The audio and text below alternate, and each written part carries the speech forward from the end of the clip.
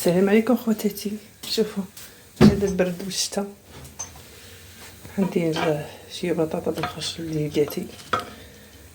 خديت شويه خشب وشويه بطاطا نقيتها درت لها شويه الحرور وراح نحطها فوق النار باش الماء يسخن باه نطيب شويه عشاء خفيف لوليداتي.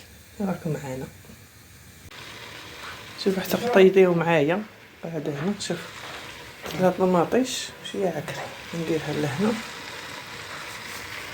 وانا غليت فيها باه نديرها البطاطا بالخرش. هاك نديرها شويه طماطيش بتجي هاكا نسقيها بالماء سخون باه يطيب لي ويجي التحشيبه خفيفه هاكا كما راكم تشوفوا يا البنات. هاكا نغلق عليها ونخليها طيب لي وكطيب نوريكم حشاتنا كيف جاتنا.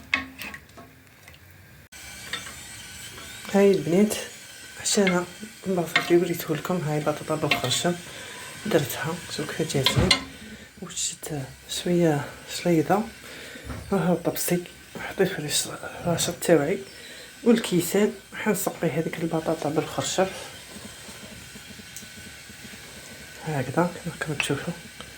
هاهي ونحصر عليها شويه قارص وندير لها شويه معدنوس هكذا ونحطها لوليداتي. هذا البرد نتعشاو والحمد لله سترك يا الله. ان شاء الله قبلوا علينا هذا الفيديو ان شاء الله يعجبكم. عائله بسيطه بطاطا خرشف وشويه خس.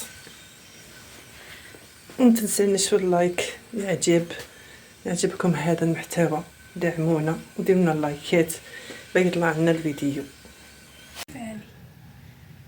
شوفوا يا بنات شي مطلوح. هاي عشاتنا البسيطة وجبنا لهم قرعة شي